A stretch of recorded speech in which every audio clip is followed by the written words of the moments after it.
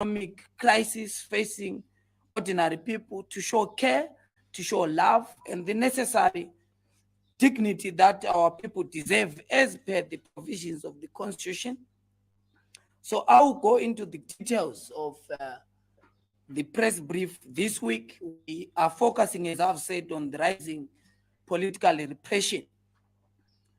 You know that the regime has gone on overdrive to stifle political space and close democratic space. This strategy involves frivolous arrest of leaders of the alternative, members of parliament, journalists, members of the clergy, and other different civic groups in our country. You know that Honorable Job Sikala, Honorable Godfrey Stole, and the Nyatsi 16 have been in prison, in and out of the courts, and the judiciary has failed to provide its mandate to guarantee these arrested citizens their right to bail as per the provision of the Constitution. ZANU-PF is escalating political violence. You saw that when the president, our champion-in-chief, traveled to the countryside, his motorcade was stopped and intercepted by a roadblock manned by ZANU-PF civilians who don't have the mandate to do so. You know that just recently when we went to the Chudnoi, which is the gist of our press conference this week, there is continuous and continued attempts to assassinate our president, very worrying developments around repression. You know that on Sunday we had our rally, a thank you rally in Chinoy after winning the by-election. And what transpired is that when we went there, in fact, previously we had a problem of 2 petrol bombs being thrown into our rally where we were supposed to be holding our events on Sunday. So in the eve of the events, as you know, as per security protocol, we man the venue after we get a clearance from the police. And our members there saw a petrol bomb being thrown into Kadzema Stadium. And when the president's motorcade approached the venue of the rally, an explosive was also thrown in front of the motorcade, endangering the life of our leadership and, of course, the citizens that have was coming to our rally.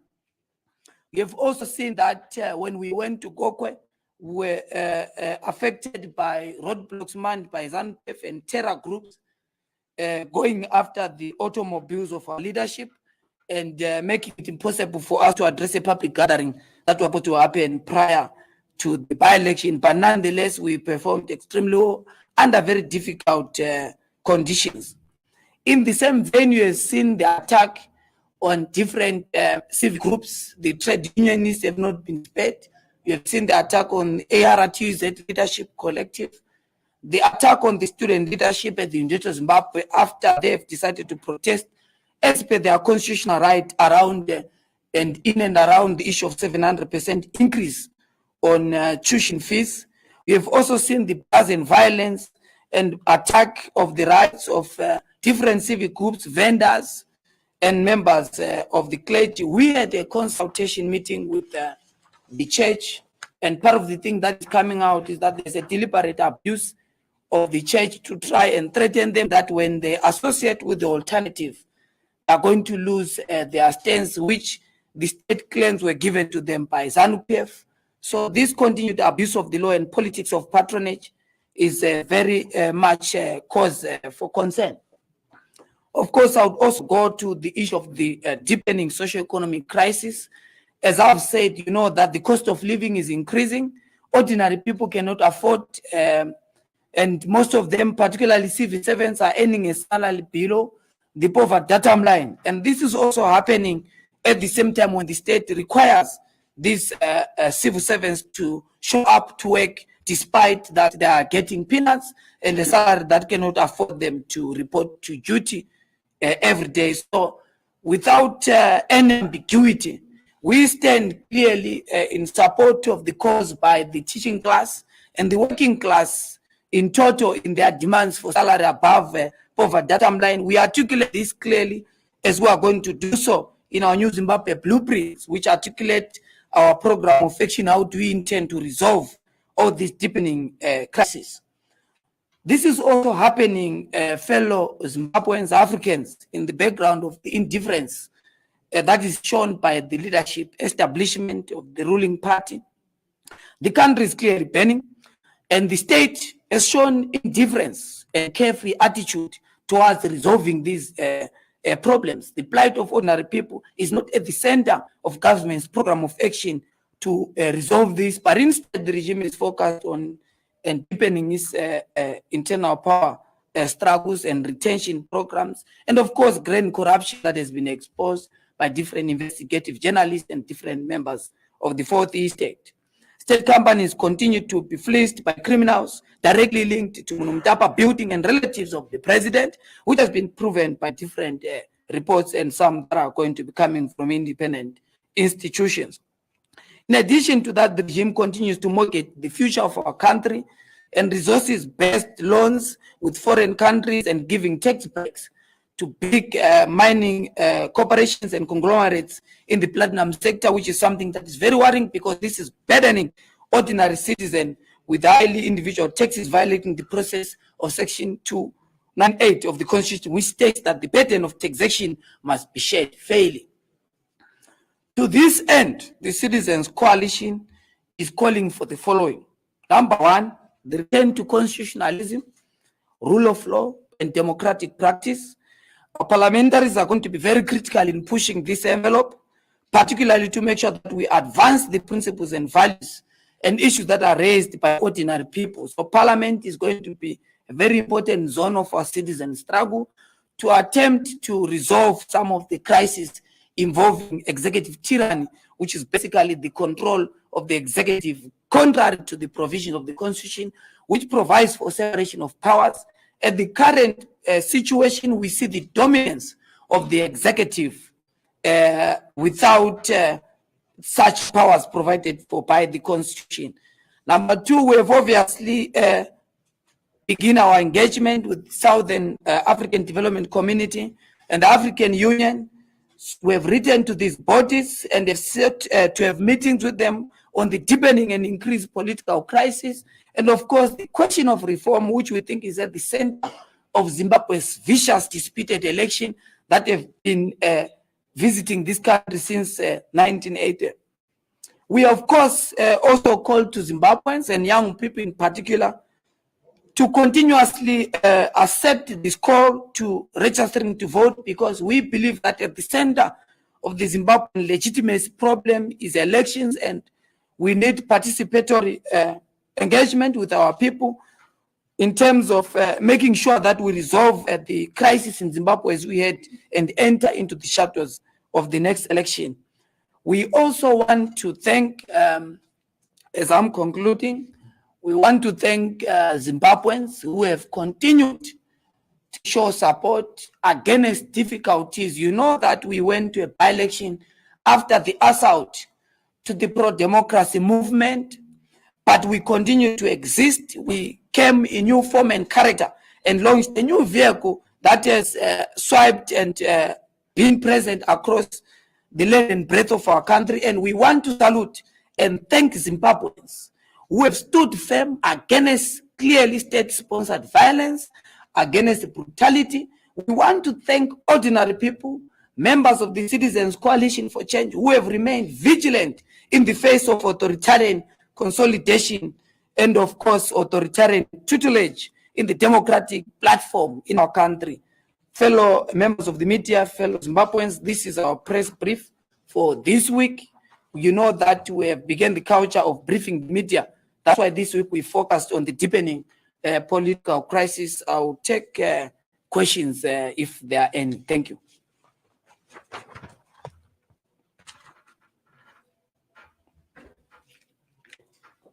My name is Willie Batima, the freelance reporter.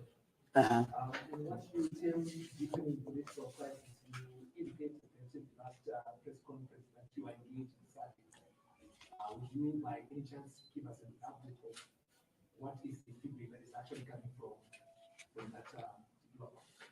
that? Thank you very much. We were meant to be aware of the Troika Summit that is happening, and we have received a favorable response, particularly the acknowledgement of our letters from these regional bodies, which we think is a positive outlook for the pro-democracy movement and we look forward to have meetings with SADC and AU and other institutions and all the other regional international players who care, particularly in and around the issue of elections in this country being held free and fair, because at the center of our engagement is the issue around reforms.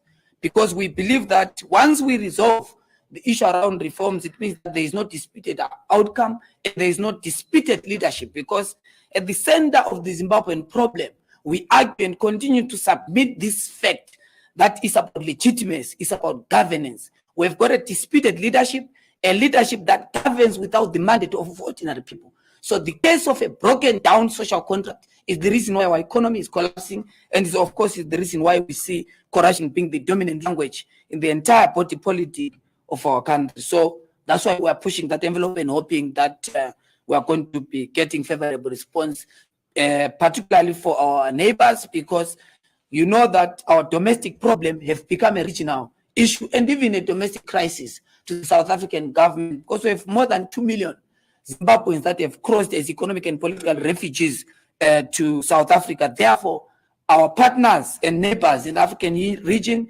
must have the obligation and the responsibility. Of course, we're doing what we could domestically to push the envelope of reform. That's why we're going to be launching our document very soon called Prepare, which is basically a document that captures 7 minimum reforms that we think must be articulated, and we call for a conversation with different political players in this country, the media, and of course the church, the students, to come so that we have a national conversation, a national dialogue around reforms, so that we resolve the elephant in the room, which is the issue of disputed elections. So we call for all who care about the stability of our country, all who care about good governance, all who care about the future of our country, so that we have a collective conversation around what, in our view, are the minimum reforms that must be implemented ahead of the 2023 election, so that we don't have a disputed leadership. Thank you.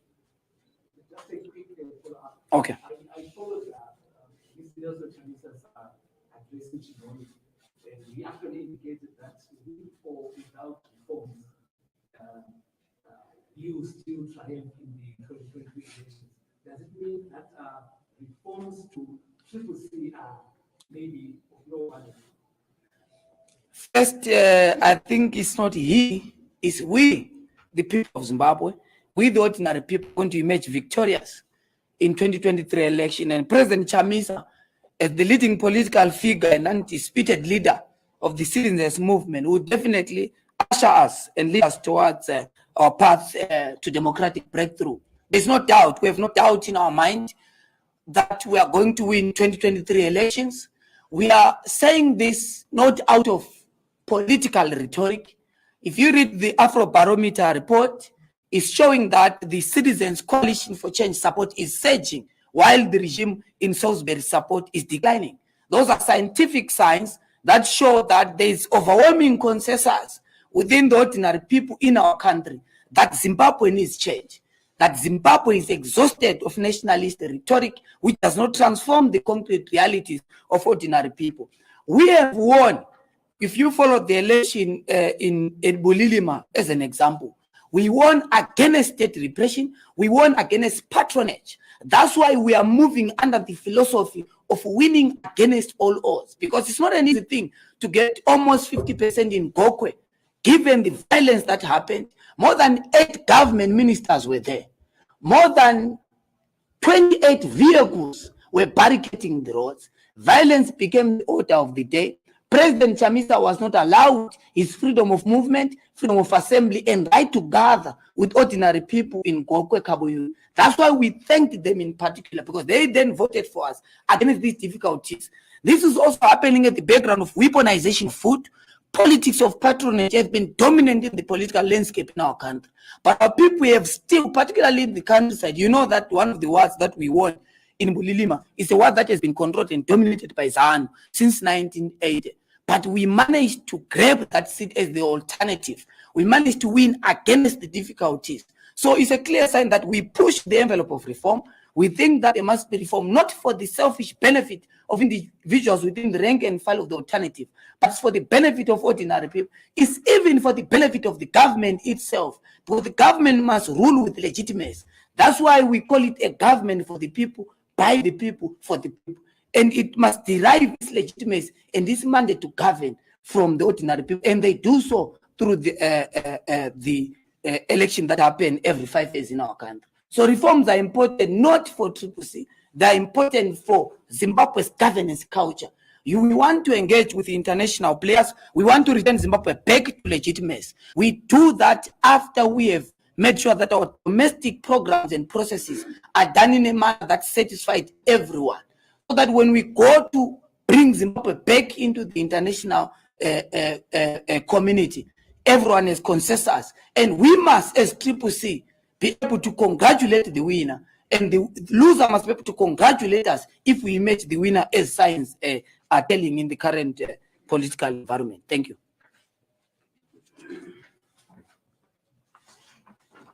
Yes. During your Chinoi thank you rally, 2 members of the press were harassed. What do you have to say as a party in terms of journalist security and concerning members of the security?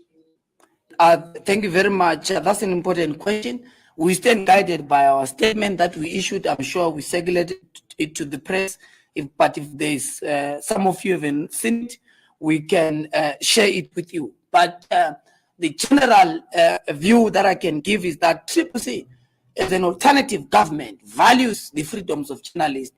You know that we have been in the forefront of calling any flagrant violation of the rights of journalists and the media to do their work. We are totally in support of the media. We are having engagement with different media players to try and make sure that we find a solution on how do we, in particular as CCC, in most of our events, so that we make sure that the media is protected, because we bear the political responsibility to make sure that there is an understanding and we agree on the protocols, we agree on the process we must do to make sure that journalists are protected in our program. So that, because remember, when we go into rallies, our rally is not just manned by the security, but also there are youth leaders that have the responsibility to make sure that they provide security to our venue. And these local young people might not be aware of different members of the media. So we must have a clear engagement with the media so that we strengthen this kind of relationship. We strengthen how we secure a right of journalists to cover our rally.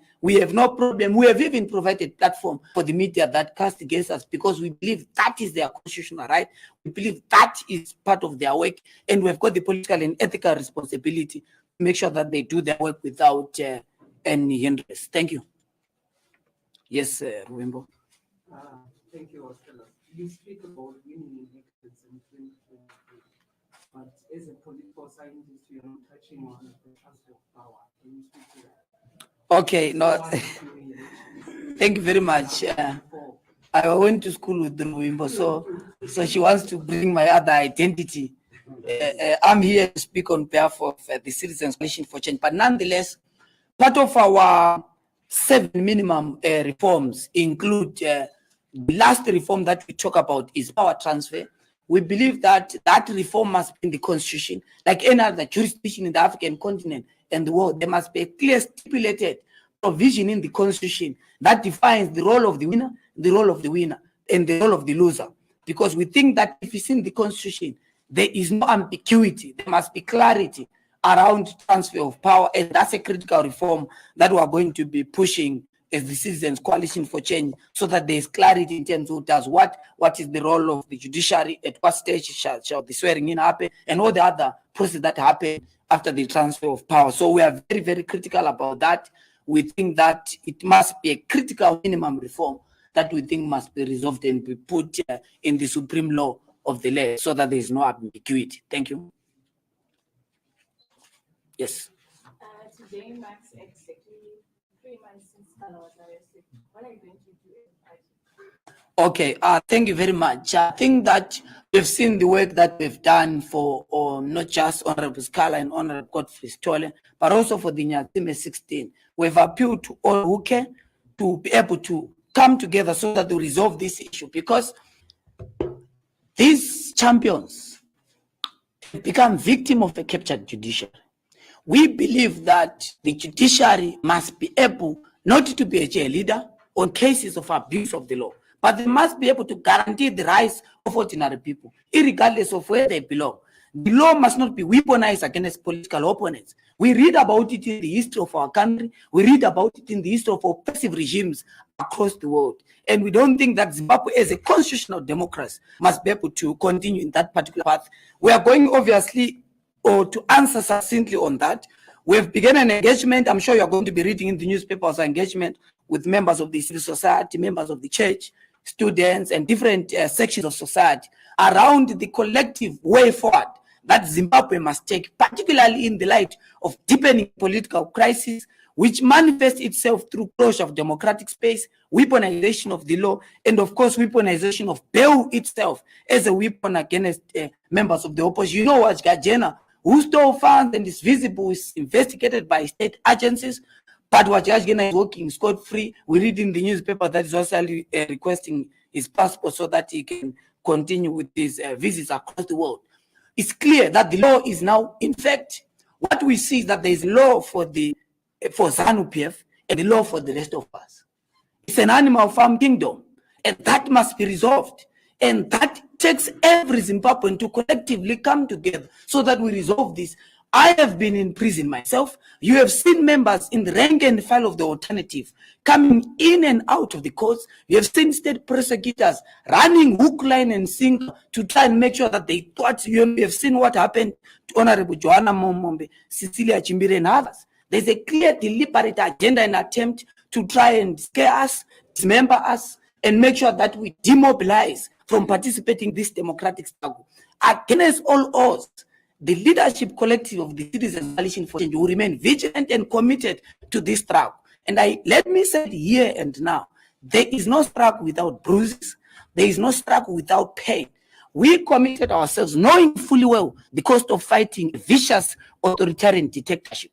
But we do so with commitment and vigilance, knowing that history will record that when the repressive apparatus of the state turned against us, we never wavered, we never did that. So we continue to fight. And we know very well that our comrades are going to rejoin with their families. We're doing everything necessary to make sure that they get their freedom. Thank you. Okay, a follow-up to that one. I want to know what happens to more policing and its remains. Because the family says no burial until job scala has been released. So where is the body? Who is incurring the charges? Yeah, that is the tragedy of the crisis in Yatime, because More Blessing Ali, when she was murdered, Honorable Job Scala was appointed by the family to become the official lawyer and the spokesperson of the family. And they had been handling these cases, and we hope that the family might be able to find a way so that they communicate to the world. But we know, as you know, that the family had said we're not going to go ahead with the burial until Honorable Job Scala, who is the family lawyer, is released from prison.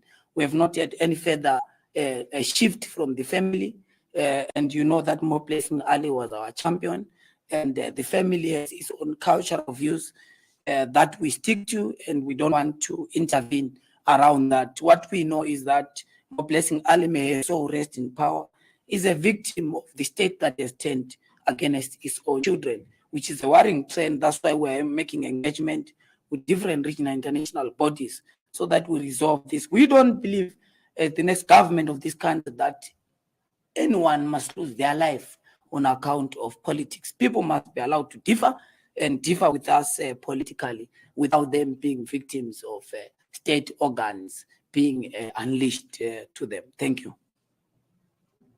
Okay, I think I'll take the last two questions. Okay, there's been suggestions of political dialogue instead of pursuing pursuing the court process with regards to the cement and Job Scala story. Okay. What is your position? Okay, you had another question? I wanted to ask you, you seem to determined to participate in next year's elections. I don't know that the separate of the members the escalating political change. Yeah. Okay, thank you. We have said we don't believe that we must interfere with the courts as a matter of principle, because the court and the judiciary in particular bear the responsibility to guarantee the rights and freedom of ordinary people. Those who suggest that we must go and kneel down and pray, some political elites, they've got their own reasons, and I think you can engage them on their views on that. Our position is very clear. We believe that there must be sanity within the judiciary so that we guarantee the freedom of our people, and we're going to use whatever is necessary within our powers to make sure that we guarantee the freedom of our champions. We don't get to surrender our struggle on account of certain difficulties that face us, because we must focus on the central strategic objective of the National Democratic Revolution. Thank you. The question around participating in election. Look, we have defined our method of struggle as the electrocentric approach, but we have to provide a buffer against rising political tensions. That's why we have started engagement, because part of our key discussions with different partners is going to be around community protection. We think that we must take a step to make sure that we protect our people, to make sure that we fork out violent elements and make sure that we surrender them to the law enforcement agencies and protect our people, because we're not going to be continuing crying foul going forward. We have to protect ourselves and find methods within the law to make sure that our people are not vulnerable to state-sponsored repression and violence. Thank you very much, members of the Fourth Estate, fellow Zimbabweans. This is the end of our press brief. Thank you. Have a good week.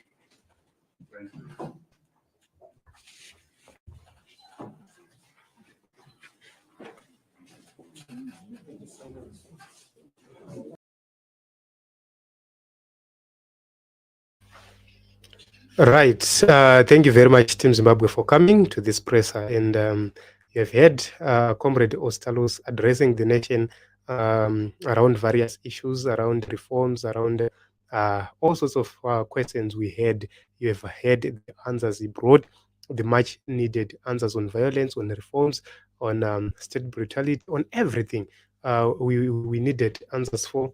He came and addressed it as it is supposed to be. So thank you very much for coming. Thank you very much for the support you've been offering to us. Let us continue to register to vote, and let us continue to make sure that we are fighting for change. It is your right, and it is your constitutional obligation to register to vote and to vote wisely in 2023. Myself, I believe Advocate Nelson Chamisa is going to win. I don't know what you believe yourself as an individual, but let us register to vote and make sure that in 2023 we speak with one voice. Signing out, my name is Ronald Wikwemakosha. Let us meet in other episodes and other programs, because we have a lot of issues to cover and a lot of episodes to actually do. Thank you very much for coming.